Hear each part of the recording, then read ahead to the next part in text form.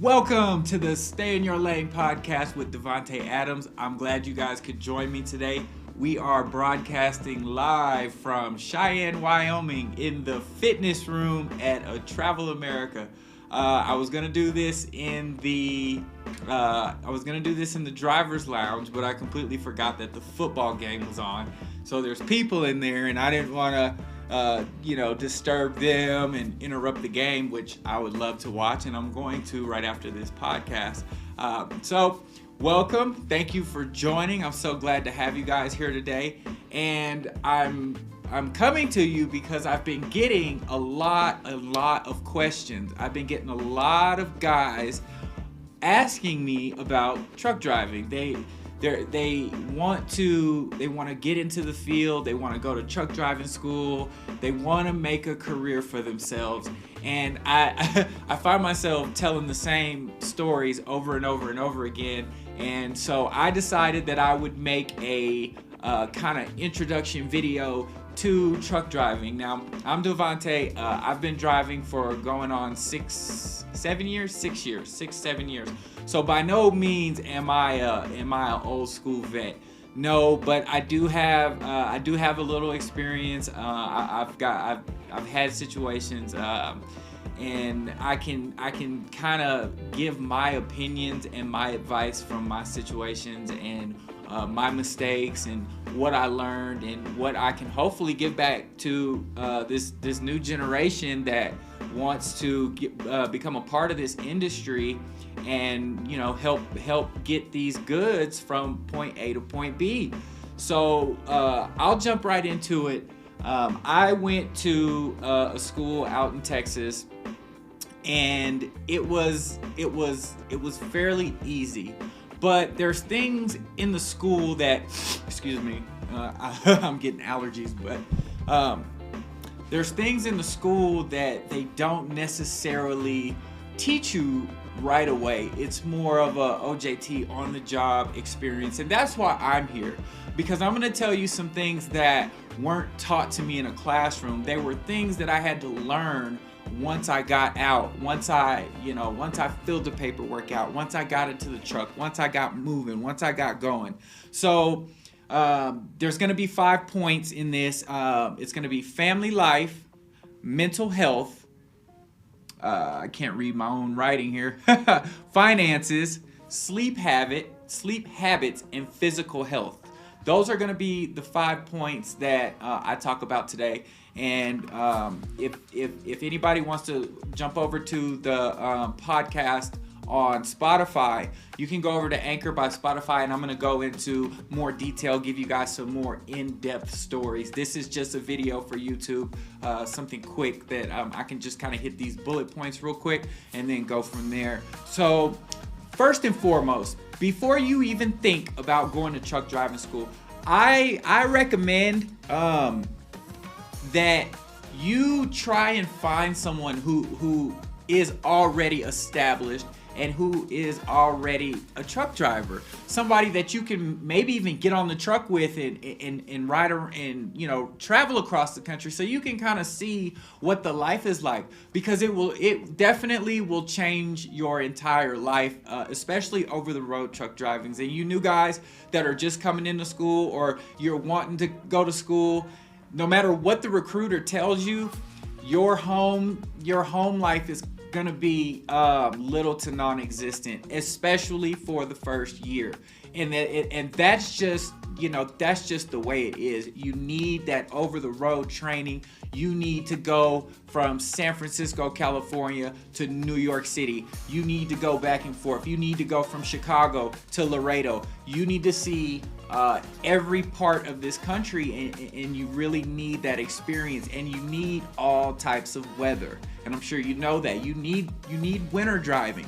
You need winter driving so you can learn how to deal with the snow, learn how to deal with the ice, learn how to deal with the wind. But you also need summer driving, because summer you need that experience about how is your truck going to act when you drive it 700 miles and it's 105 degrees outside. You get all kind of road problems, people driving too fast, all kind of stuff. You need, you need that fall weather. You need when the weather's changing, it's raining.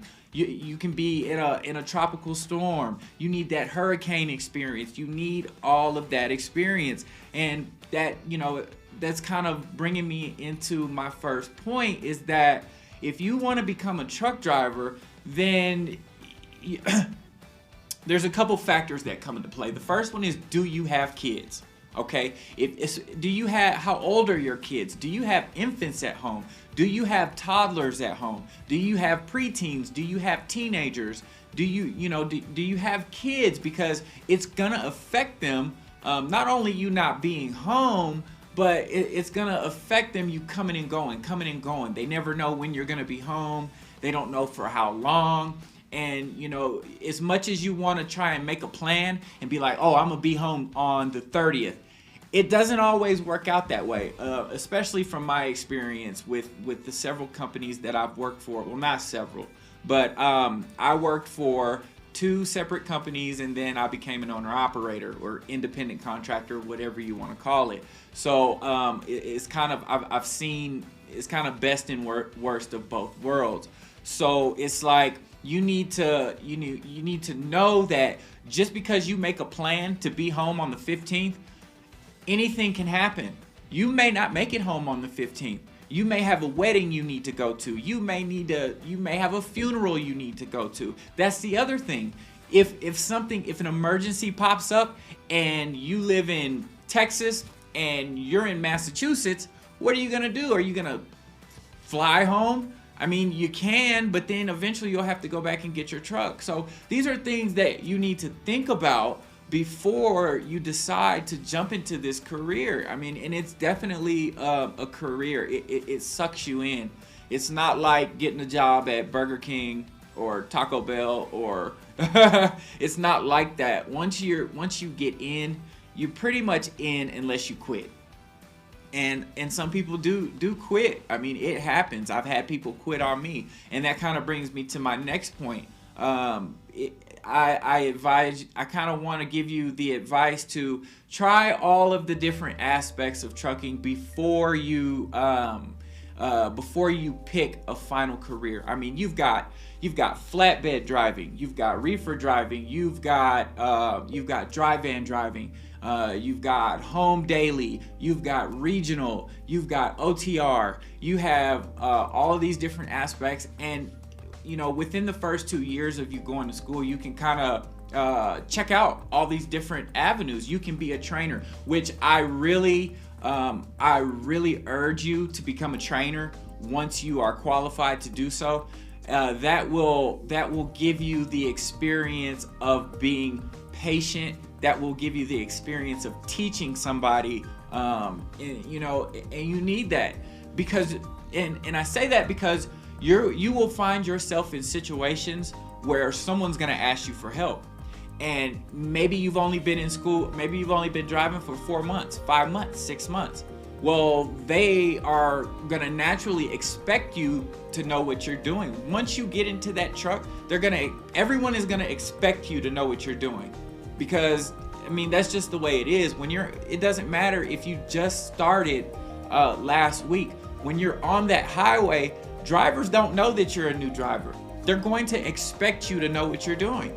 So, like I said, I just recommend you try every different avenue, see what you're good at, and see what you like, see what's gonna work for your home life. Also, before I get into the next topic, I wanna encourage you, read your contract. Well, first, make sure your driver's license is clear. Make sure you got that ticket that you got 5 years ago in some pootie buck town that no one's ever heard of. Make sure you get that cleared up, because it will come up. It will come up when you go to truck driving school. It will. They're going to do a nationwide driver's license background check, and they're going to find it. So, you didn't forget you got that ticket. You knew you got that ticket.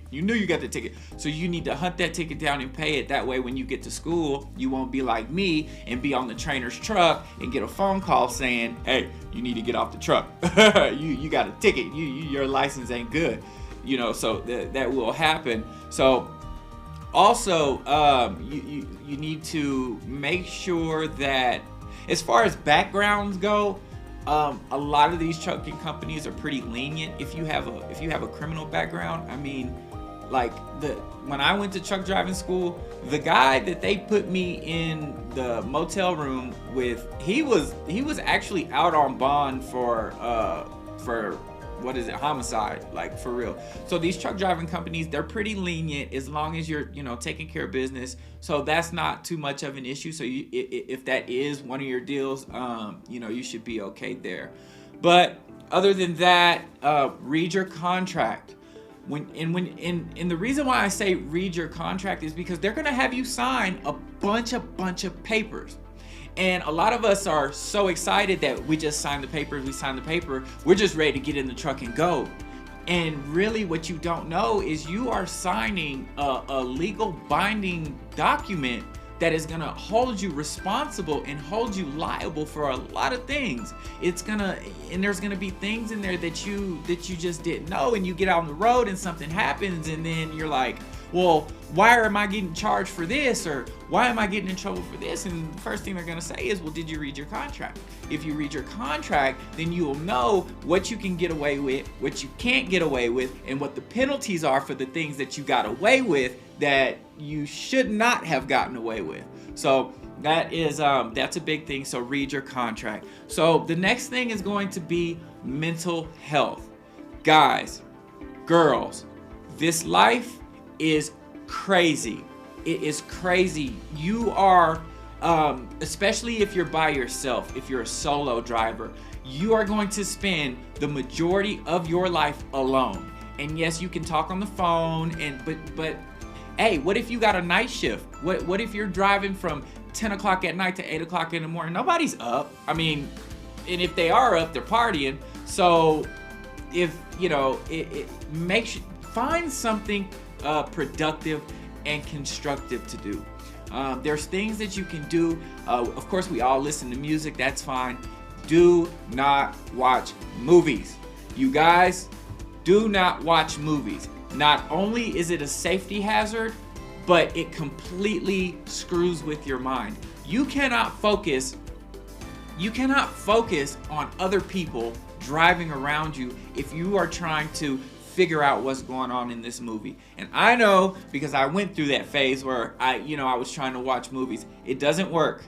Don't even start. Now there's other things you can do. There's things that you can listen to. If you have to watch something, if you have to have something playing in the background, because eventually you'll get tired of the music, find something that's educational, something that you can listen to.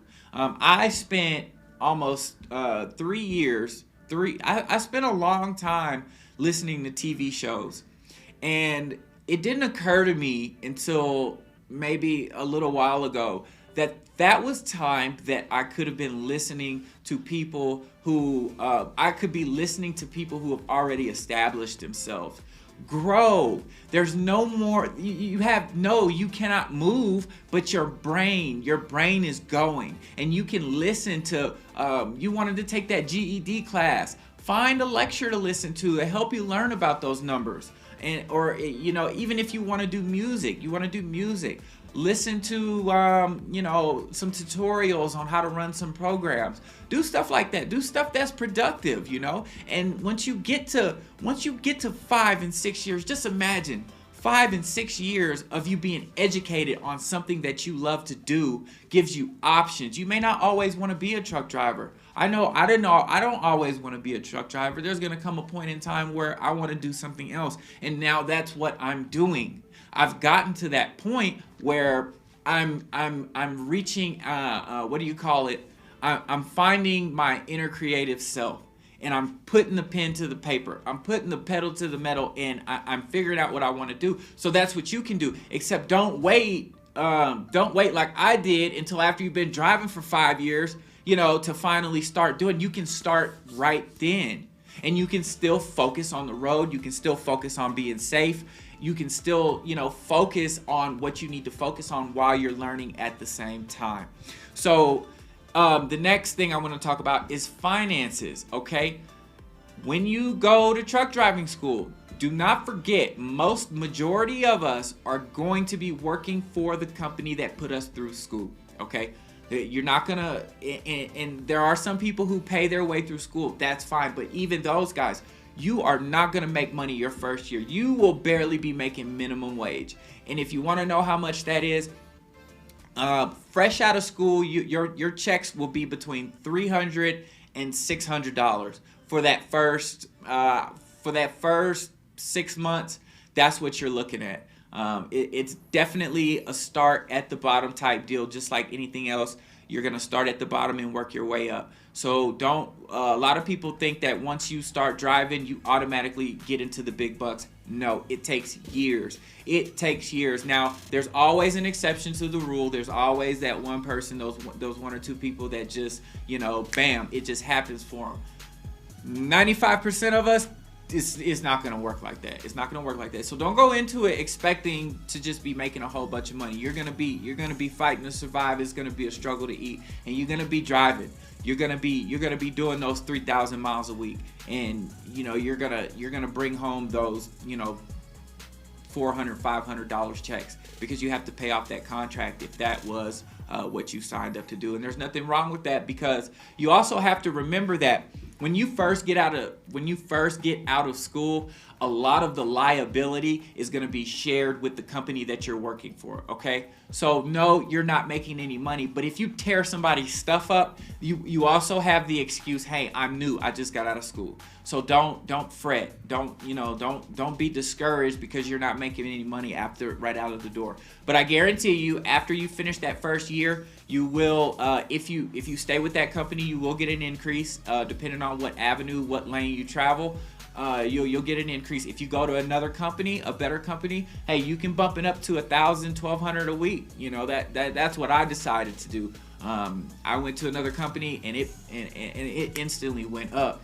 And it went up, and I got comfortable, and then I decided I wanted to do home daily. But hey, we're gonna save that for I'm gonna save that for the podcast, guys. That's over at Anchor by Spotify. If you guys want to hear in-depth stories of my struggles and failures. So I just encourage you to do the best you can. Put back your money. That's the other thing. If you have a safe environment at home, when you get home, leave money there. Leave that bank account debit card, that extra one you have. Leave some cash locked up somewhere where no one can find it or get to it. Leave that money there.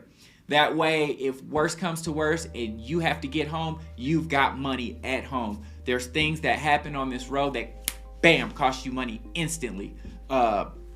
Scale tickets, getting pulled in by DOT, some tires, depending on what companies you work for, accidents, things like that can come out of your pocket right there on the spot. So, if you have an accident, you have to spend all your money, but you got money at home, hey, send me home. Then you always have an excuse to go home. Hey, I need to go home for this. I need to go home for that. So, like I said, I'll go in more depth on that when I do the podcast. So the next thing I want to talk about is your sleeping habits. You will no longer be an 8 a.m. in the morning to 10 o'clock at night, sir. That is a no, or ma'am. That is a no. It's over. That is over. You will change that sleeping cycle to a 24-hour cycle, meaning that when you used to get up at 6 a.m. and go to bed at 9 p.m. and 2 a.m. on the weekends, that is out of the window. That will change. You will then switch over to a 24-hour sleeping pattern, which means you need 8 hours of sleep sometime within the last 24 hours. Doesn't matter what time it is. You may have to get up at 2 a.m. You may have to get up at 1 p.m. in the afternoon. You may have to get up at 10 o'clock at night and drive. It's different every time. Every company's the same, unless you're home daily. Even home daily is the same thing. It's going to be a random schedule, and it's just dependent on load by load. So it takes a while to get used to that. Some people never get used to it. I'm almost 7 years, and I still haven't gotten used to it. It's hard. It's very, very hard. Sometimes I have to set 6 and 7 alarms. Sometimes you can't sleep.